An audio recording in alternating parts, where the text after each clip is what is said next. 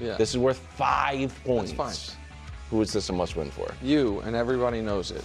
Especially people that watched our A block yesterday, which I don't know. I don't know if it was worse than the A block the day after the Patriots beat the New York Giants and you announced them as the new dynasty of the NFL.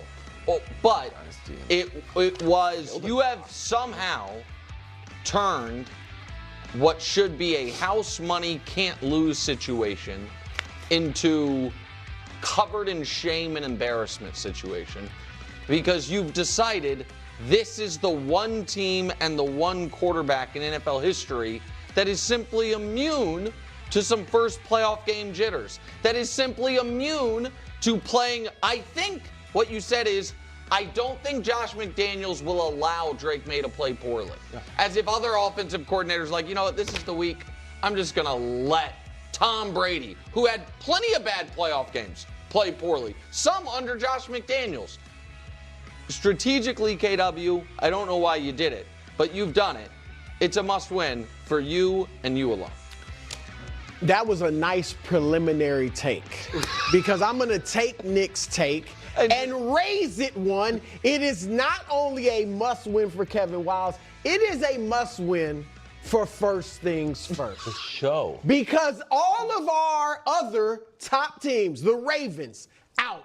The Chiefs, out. You picked the Ravens to win the Super Bowl too, Coach. Out. Your team is the last one standing. I gotta carry So this is, yes, you have to carry the show. This is for First Things First, a must-win. Well, we got a little preview yesterday of what Wild's carrying. When you ask me if I'm worried and I say I'm not worried, you guys you should be worried because Tony Romo didn't win the MVP 20 years ago. Look, I think both your answers were cute. So he started with Kevin, and then you moved to the show. But this is really about truly opening the doorstep of destiny.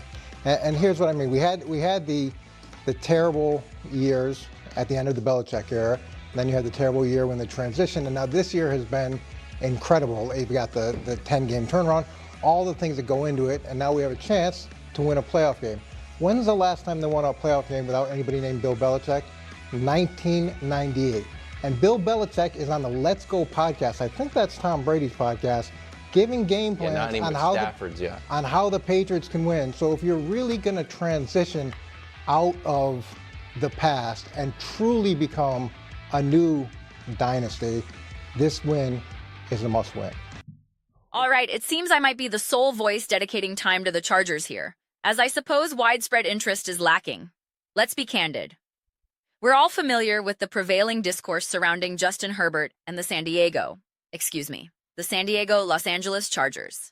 Yes, I will persist in using that designation. I've explained this before. I resided in San Diego when the franchise was based there, and I also spent considerable time in Los Angeles during their relocation.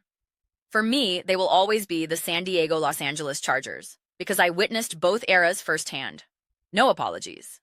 Returning to the unvarnished truth about this team, this playoff matchup presents a classic lose-lose scenario for the dominant media narrative.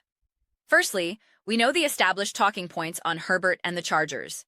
The commentators are obviously invested in a New England Patriots victory.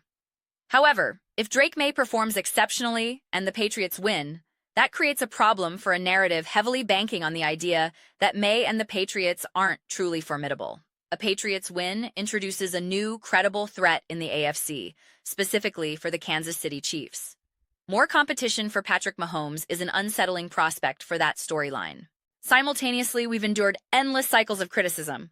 Herbert can't win big games. Herbert isn't clutch. The Chargers always charger it away. If the Chargers win, that entire script gets torched. What do you say then?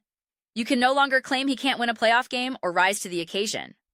Furthermore, you'd be forced to heap monumental praise on Herbert for securing a playoff victory behind what is, statistically, one of the worst offensive lines in modern NFL history. I've emphasized this repeatedly because it's critical. Justin Herbert would be achieving this with a historically deficient unit. It would be an objectively insane, legacy-defining accomplishment in a league obsessed with legacy credentials. How would the narrative reconcile that? All season, there's been mockery of the idea that the offensive line matters for Herbert, while other contexts readily use O-line play to explain other quarterbacks' struggles. The most convenient escape hatch would be to diminish the opponent. Well, Drake May wasn't that good, and the Patriots were untested. The circular logic would continue endlessly. Thus, for the prevailing media stance, it's a lose-lose. For me, however, it's a definitive win-win. I feel fantastic heading into this game. It's an absolute win-win from my perspective. The irony is palpable.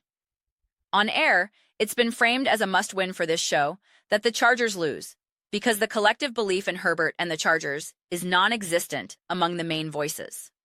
The exception is the commentator with Patriots ties, which is understandable given his history. Regardless of the outcome, it provides further evidence of a shifting AFC landscape. Either Justin Herbert and the Chargers have finally coalesced with the right coaching to become legitimate playoff threats and direct competition for Mahomes in the AFC West, or the New England Patriots have successfully navigated their transition and reemerged as a perennial powerhouse with Mike Vrabel, Drake May, and Josh McDaniels. The era of penciling and easy playoff wins against seemingly inferior AFC opponents is rapidly vanishing. That is a terrifying prospect for anyone who has built a narrative of invincibility and unrivaled dominance around Patrick Mahomes and the Chiefs. Both these teams directly counter that narrative. That's why I can't lose. I'm all for it. Now, I wouldn't personally classify this as a must-win for the Chargers as a franchise.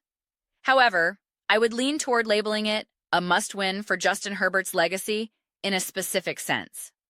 Not because he needs it to validate his talent, but because the accomplishment would be so profoundly impactful. If he pulls this off, he deserves an insane amount of credit. In that context, a win would be legacy-defining in a way a loss for Drake May and the Patriots would not be, unless they went on to win the Super Bowl, which changes everything. This allows for a more nuanced view, similar to how last year's Broncos were perceived. Bo Nix was a rookie. Drake May is in year 2, but with a new, stable structure in year 1 under this regime. When Denver lost decisively to Buffalo last postseason, the reaction was, "Who cares? It doesn't matter." That proved correct, as they are now the AFC's top seed. You cannot constantly operate in an extreme binary where a win means everything and a loss means nothing. The Patriots can still be the NFL's next great team regardless of this single result. I just realized this is the featured Sunday night primetime game. That means it's in New England at night, in January. It's going to be bitterly cold, likely in the teens. That environment will significantly impact the contest. I can't wait. Those are my reflections. I am eager to hear yours. What do you think about the San Diego-Los Angeles Chargers? I'm not budging on the name. Meet me in the comments. Let me know your thoughts below. I read every single comment. Whether you agree or disagree, let's dive into discussion, even spirited debate, but ultimately, let's enjoy the exchange. Please consider subscribing. We are building a fantastic community here and would love for you to join. My aim is to create a space where we feel authentically connected and excited to participate. I believe we're well on our way. Also, please don't forget to give this video a thumbs up, as it genuinely helps with visibility and the platform's algorithm. Thank you so much. Until next time.